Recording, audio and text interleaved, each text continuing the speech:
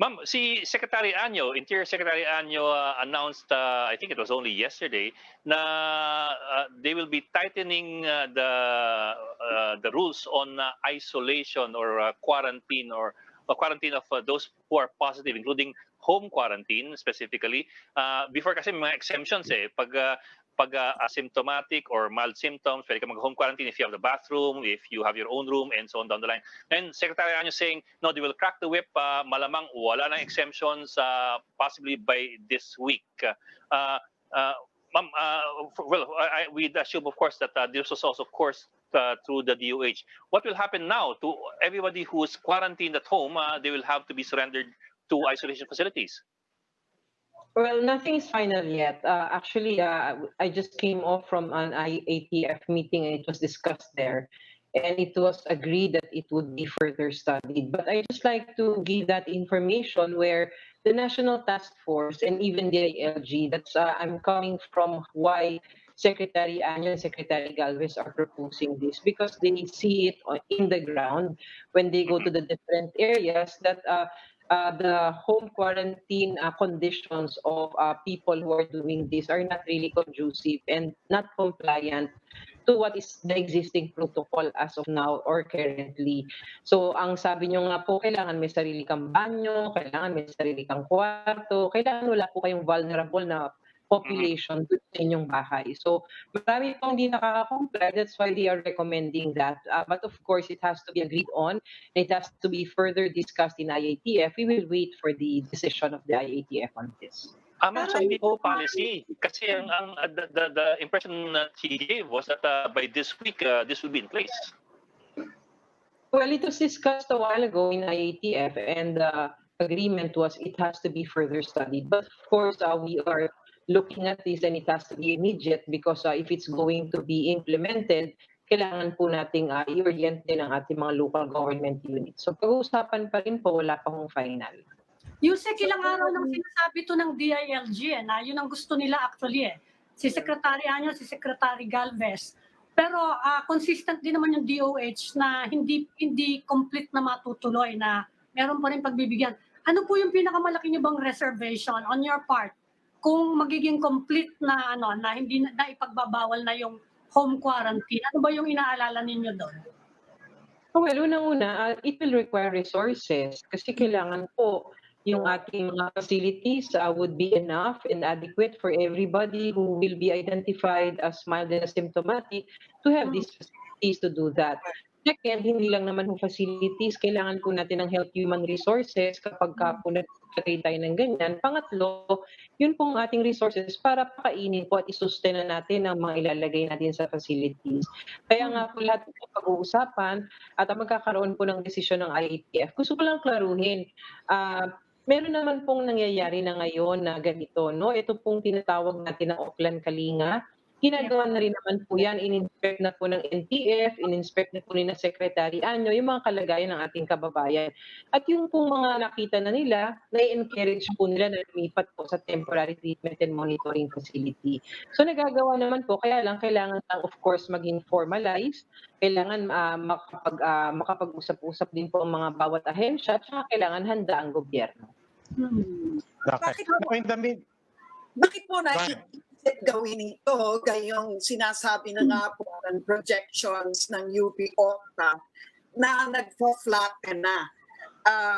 Nakakakita po ba ng mga senyales na mukhang kumakalat pa rin, lalo na sa mga kabayan?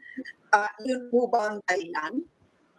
Well, Lucy, we need to differentiate this, no? Because what UP-OCTA research group has issued would be, they said that apparently there is this flattening of the curve. Ito pong nakita ng ating National Task Force at saka DILG, nung sila naman ay constantly nag-iikot, nakita nila talaga po na yun pong home quarantine na ginagawa ng ating ibang mga kababayan, hindi po nagiging appropriate. Kaya po nakikita natin na ito ay isa sa contributing factors why there is community transmission. Yan po yung isang notation dyan, observation po yan. Kaya inaaktuhan po nila ng ganyan. And that is why there is this recommendation. Mayor, pinag-usapan namin yung home quarantine kanina, medyo Okay. gusto ng DILG completely wala ng home quarantine. Sa Navotas, iba medyo mahigpit din guys sa quarantine. Ano ba yung rules in your city? Saka anong sitwasyon ngayon? Kayo yung lockdown ng matagal ever since the beginning, we did not allow home quarantine. Actually, pag nag-iikot yung IATF, they asked me to make a video, I think a 5-minute video, to explain how we did it in Navotas, yung bawal ang home quarantine. At yun yata ang pinapakita na sa bawat LGU because they requested me to make a video. So I think ngayon, based on sa pronouncement ni Secretary Anyo, it's going to be an official policy already, no? Pero kami, we were just talking to Usec Vergeire, nag-usap daw yung IATF kanina, wala pang policy, pag-uusapan pa nila. So mukhang hindi pa siya go. Kasi kulang daw ng resources, hindi daw kaya ng gobyerno. Hindi daw kaya ng But sa Navotas, hindi talaga kami pumapayag ng home quarantine, no? Actually, this is how it's done, no? Every day at 6 p.m., nagmi-meeting kami. Nandun City Health, nandun yung buong interagency task force, no? And then, ipapakita isa-isa kung sino-sino yung mga nag-positive at yung mga close contacts nun. And then, yung mga close contacts na handun lahat ng barangay captains, there are two things we ask them. Number one, yung close contacts kahapon, kung nadala lahat today. Pag hindi nadala, they have to explain why. Pag sinabing, ito, nag-refuse, papagawan ko na yan ng letter kaagad sa City Legal, kaya nahandun din yung City Legal. The next day, dadalhin sa kanya yung letter na explaining why he cannot refuse. Pag nag-refuse siya, mapipilitan siyang imbitahan ng pulis, no? Luckily naman, pag pinapakita yung sulat, wala namang nagre-refuse na. Sa tingin ko, on the first day, baka na-shock lang sila or kaya medyo nagre-refuse, no?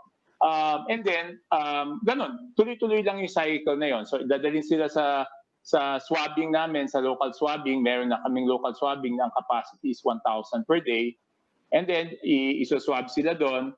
Habang nagsoswab sila, meron ng preliminary contact tracing doon. Dala na nila yung form kung sino yung mga naging close contacts nila. So that just in case na mag-positive sila, meron ng pagsisimulan doon sa close contacts nila. And then, pag naging positive ulit sila, ulit na naman ganun ulit sa close contacts. So, hindi kami pumapayag na yung mga close contacts ay hindi maswab at hindi rin kami pumapayag ng home quarantine as a general rule. Pero sinasabi ko nga may exemption dyan kasi breastfeeding mom, yung disabled na hindi niya kaya maglakad mag-isa, yung super senior, kunyari 80 years old, yun, mga exemptions yun, no? But konting-konti lang yan. Maybe linawin ko po, ang basis natin for saying that somebody is going to be told or encouraged or reminded or ordered even na hindi mag-self-quarantine. Ang pagpapasiyan nun is yung swabbing at saka yung contact tracing. Yung swabbing. Yung swabbing is the basis for bringing you to the community isolation facility. Yung mga close contacts naman, lahat ng linistang close contacts, you cannot refuse. Hindi mo pwede sabihin, ayoko magpa-swab. Hindi pa pwede yon. Pag nalista kang close contact, kailangan mo. So there are dalawang beses ka hindi pwede mag-refuse. Kung positive ka, hindi ka pwede mag-refuse na dalhin sa community isolation facility. Kung close contact ka, hindi kami pwede na mag-refuse na magpa-swab, no? Ngayon, ang loophole diyan, may loophole pa din diyan eh. Kasi sa dami ng sinaswab, hindi naman nababantayan ng barangay captain yung mga o ng barangays yung mga swinab kasi dapat yung swinab they will not go out of the residence hangga't hindi sila nagne-negative. So yan may loophole diyan. Kaya dinadamihan namin yung community isolation facility namin kasi pag natapos yung community isolation facility namin na dagdag na 150 beds sa Navotas, we will further improve it. Ang gagawin namin is, pag swab, punta ka na sa community isolation facility. Pag nag-negative ka, tsaka ka uuwi. Pag nag-positive ka, ililipat ka namin sa ibang community isolation facility para yung community isolation facility within Navotas ay para doon sa mga nag-iintay ng test. Yung mga positive, outside Navotas na sila mag-CCIF. So, Okay, teka mo, wala nang nagse-self-quarantine. In effect, wala na. Ever since before, hindi talaga kami pumapayag. Ang pinapayagan lang nga namin, yung mga exempted na ganon, tsaka yung mga frontliners na may sariling banyo, may sariling kwarto. Yung frontliners, lalo na yung medical frontliners, there is a reason. Because they might have contracted the disease in the line of service, in the line of duty. So parang konting konsuelo na lang sa kanila yon. So, Yung hindi man lang nagpa-swab, yung may nararamdaman ako, nasa bahay lang ako, iniinda ko, ayokong aminin kahit kanino, mild naman. Is that a loophole or meron din tayong mekanismo to check on that very human instinct? Hindi, kasi pag ganon, pag report ka ng BHW na may symptoms ka, pupuntahan ka and they will tell you to swab. Pag suspect ka, suspect yung tawag dyan, di ba? May probable, may suspect. So pag suspect ka, sasabihan ka na kailangan mag-swab. Pero sir, yun may sintomas. But that also presumes, and that presumes this is in a community na nagkakaalaman kayo. Di ba? But in a gated community, again, this is specific to let's say, urban poor areas, yung dikit-dikit yung mga bahay, talagang makakaalaman kayo, wala kayong matatago. Bumahin ka, umubo ka ng umubo, alam ng kapitbahay mo yun, malalaman ng DHW. But what about in gated communities, in places where they have bigger homes, nobody really sees you? Is that a different reality? Kasi yung mga may symptoms, takot din sila eh. They consult. Wala akong nadinig na case. Sa tagal-tagal nito, wala pa akong nadinig na case na medyo severe yung kanyang kaso na hindi siya nagpa-check. Kasi doon lang sila natatakot eh. Pag nagkaroon sila ng symptoms eh. That's what really scares them. Pag nagkaroon sila ng symptoms, yan, magpapanik na sila. Tatawag ka agad sila sa doktor. Sir, I'm curious how Navotas is able to afford not having any home quarantine. Kasi when we were talking to Usec Vergeire, ang concern nila, kung tanggalin yung home quarantine, baka hindi makaya baka hindi kaya ng infrastructure, ng personnel, and so on down the line, and ng funding, and so on down the line. That's their concern. Kaya you're going slow on banning home quarantine. How was Navotas able to do it? Tulungan lang naman yan eh. Tulungan between the national government and the local government. Pag napupuno yung local isolation facility namin, tinutulungan kami ng national government sa isolation facility. Of course, hindi namin kakayanin on our own because we have built twice the capacity that was recommended by DOH. Ang sabi ng DOH, for Navotas, 100 beds lang ang kailangan yung isolation facility. Nagtayo kami ng additional 110 beds para 100% over 210 beds, kinapos pa rin kami. Ngayon, nagtatayo tayo with the help of DPWH, nagtatayo tayo ng extra 150 beds. Yun namang pag sumusobra doon, tinatawagan lang namin yung Oplan Kalinga and they provide hotel rooms.